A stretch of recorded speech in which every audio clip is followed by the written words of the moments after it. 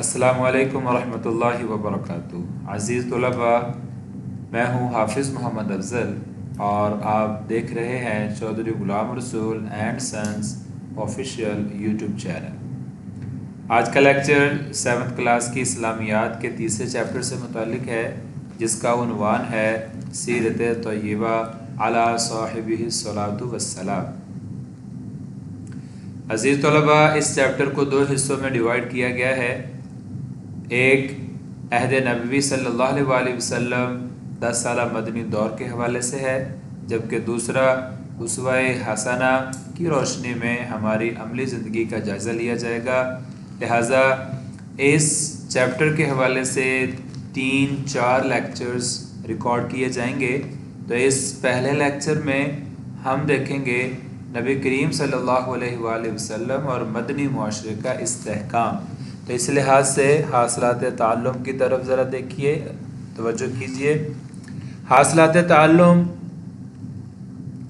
سیکھ جانے کے بعد ہم اس سبق کو آسانی کے ساتھ سمجھ پائیں گے۔ سب سے پہلے ہم جانیں گے منافقین کی سازشوں کے بارے میں، پھر یہودیوں کی سازشوں کے بارے میں، پھر اس کے بعد اس ٹائم پیریڈ میں جو مشہور غزوات لڑے گئے ان کے واقعات جانے جائیں گے، اور پھر اس کے بعد کس طرح آپ صلی اللہ علیہ وآلہ وسلم نے اپنی اس 10 سالہ مدنی زندگی کو پرسکون بنانے کی کوششیں کیں۔ پیارے بچوں، اس سبق کو جاننے سے پہلے ہمیں ذرا سا یہ جاننا ہے کہ مدینہ منورہ کے اندر منافقین کی سازشیں آخر کیوں بڑھیں۔ دراصل یہ جو چیپٹر ہے یہ تاریخ اسلام ہے۔ تاریخ کہتے ہیں گزرے ہوئے حالات و واقعات کو بیان کرنا۔ تو تاریخ اسلام کے حوالے سے ہم اگر اس کا جائزہ لیں تو ہمیں 10 سالہ مدنی دور بیان کرنے کے لیے نبی پاک صلی اللہ علیہ وآلہ وسلم کی ہجرت کو بیان کرنا ہے۔ تو پیارے بچوں، نبی پاک صلی اللہ علیہ وآلہ وسلم نے 40 سال کی عمر میں نبوت کا اعلان فرمایا۔ نبوت کے اعلان فرمانے کے بعد مزید 13 برس مکہ میں رہے، لیکن ان 13 سالوں میں مکہ والوں نے مسلمانوں کا جینا دوبر کر دیا تھا۔ تو کفار کے مظالم سے تنگ آ کر اللہ کے حکم سے مسلمانوں نے جو مکہ سے مدینہ کی طرف ہجرت فرمائی، اسے ہجرت مدینہ کہا جاتا ہے۔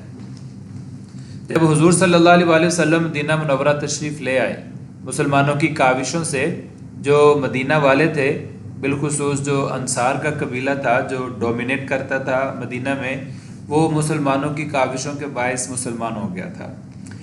مدینہ کے اندر ایک قبیلہ تھا بنو خزرج۔ اس قبیلے کا سردار تھا عبداللہ بن ابی۔ مسلمانوں کی تشریف آوری سے پہلے مدینہ والوں نے متفقہ طور پر یہ اعلان کر دیا تھا کہ ہم عن قریب عبداللہ بن ابی کو اپنا سردار نومینیٹ کر لیں گے۔ اس کے لیے تاج پوشی کا بھی اہتمام ہو گیا تھا، لیکن جب نبی پاک صلی اللہ علیہ وآلہ وسلم تشریف لائے تو سارے مدینہ والوں کا جھکاؤ نبی پاک صلی اللہ علیہ وآلہ وسلم کی طرف ہو گیا۔ وہ جو عبداللہ بن ابی کی تاج پوشی ہونی تھی وہ وہیں رک گئی۔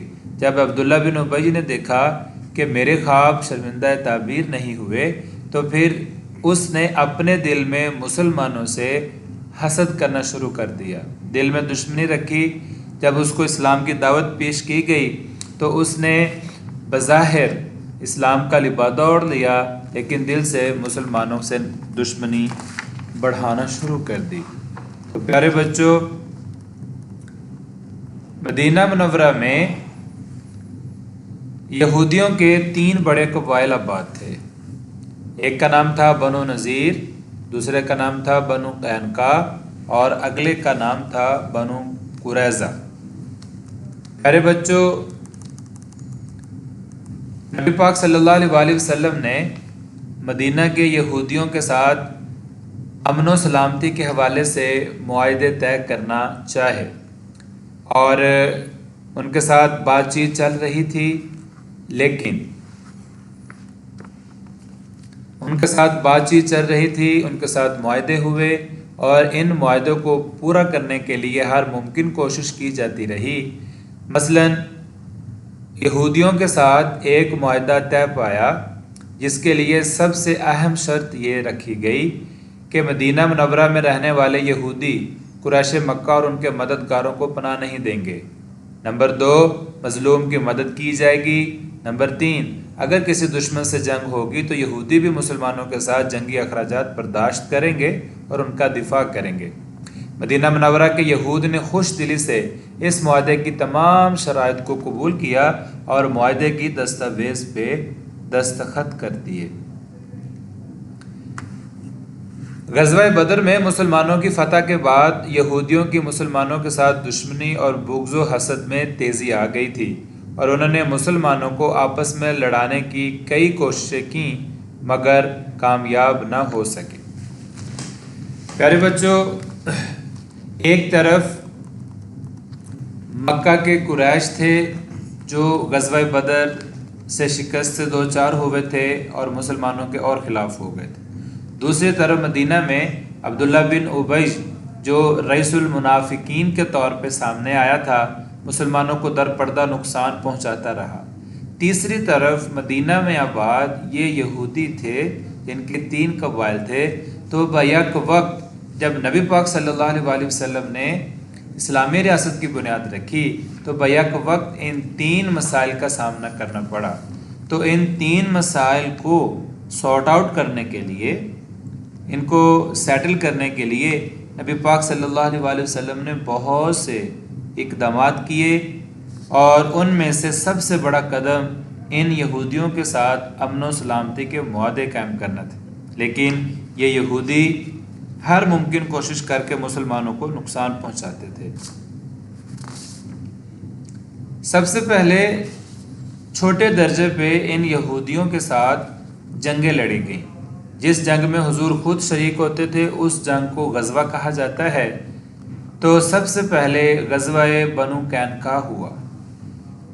یہودیوں کے 3 بڑے قبائل میں سے سب سے زیادہ بد فطرت قبیلہ بنو قینقاع تھا۔ یہ لوگ مدینہ منورہ کے اندر ہی رہتے تھے۔ ان کا پیشہ سونار، لوہار اور برتن بنانے کا تھا۔ ان پیشوں کی وجہ سے ان کے پاس خاصی مقدار میں جنگی سامان موجود تھا۔ یہ مدینہ منورہ کے سب سے بہادر یہودی تھے۔ ان کی تعداد 700 سے بھی زیادہ تھی۔ نبی پاک صلی اللہ علیہ وسلم نے ان کو اسلام کی دعوت دی مگر انہوں نے اسلام قبول کرنے سے انکار کر دیا۔ یہ لوگ مسلمانوں کو اذیت پہنچاتے تھے، حتیٰ کہ مسلمان خواتین کو تنگ کرنے سے باز نہ آتے تھے۔ ایک مرتبہ ایک مسلمان خاتون بنو قینقاع کے بازار میں کچھ سامان لے کر آئی۔ سامان بیچ کر وہ کسی کام سے ایک سنار کی دکان پر گئی۔ یہودیوں نے اس عورت کو بہت زیادہ پریشان کیا۔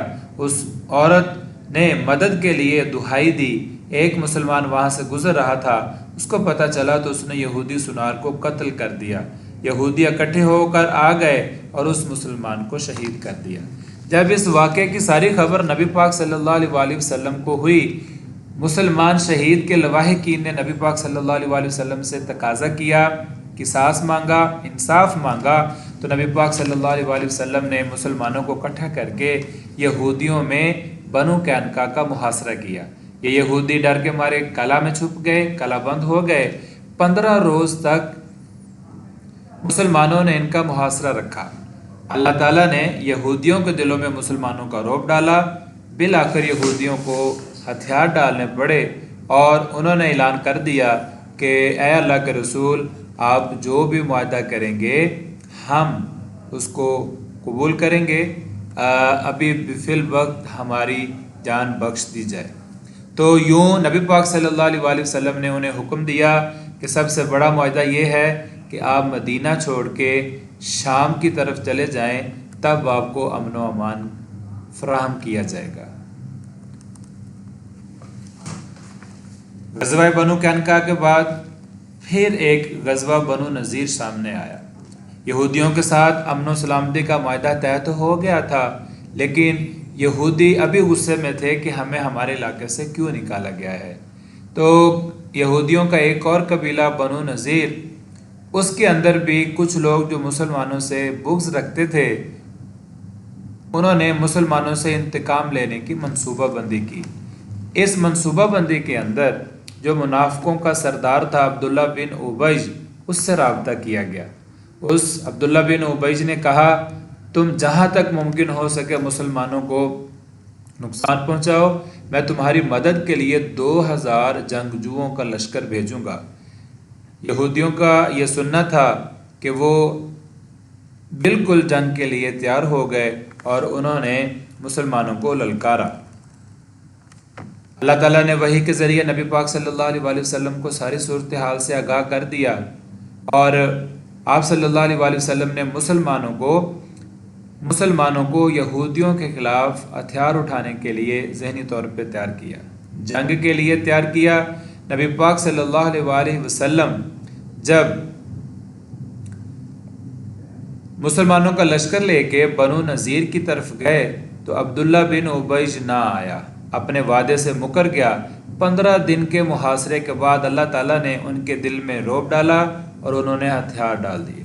نبی پاک صلی اللہ علیہ وسلم نے ان پر رحم و شفقت کا معاملہ کرتے ہوئے فرمایا کہ وہ اسلحے کے سوا باقی جتنا ساز و سامان اونٹوں پر لا سکتے ہوں اپنے بال بچوں سمیت لے کے جا سکتے ہیں۔ یہودیوں نے اس معاہدے کے بعد اپنے گھروں کو مسمار کر دیا، اپنی عورتوں اور بچوں کو اونٹوں پر سوار کیا، گھر کا ساز و سامان لادا، اور 600 اونٹوں کا یہ قافلہ شام کی طرف روانہ ہو گیا۔ ان میں سے کچھ لوگ خیبر میں جا کر آباد ہو گئے۔ مسلمانوں کو مال غنیمت کے طور پر بہت سا اسلحہ ہاتھ آیا، بڑی تعداد میں جنگی سامان مسلمانوں کے قبضے میں آ گیا اور اس قبیلے کی سازشیں بھی نجات مل گئی۔ پیارے بچوں، یہ وہ ابتدائی باتیں تھیں جو مدینہ ہجرت فرما کر آپ صلی اللہ علیہ وسلم کو سب سے پہلے ان کا سامنا کرنا پڑا۔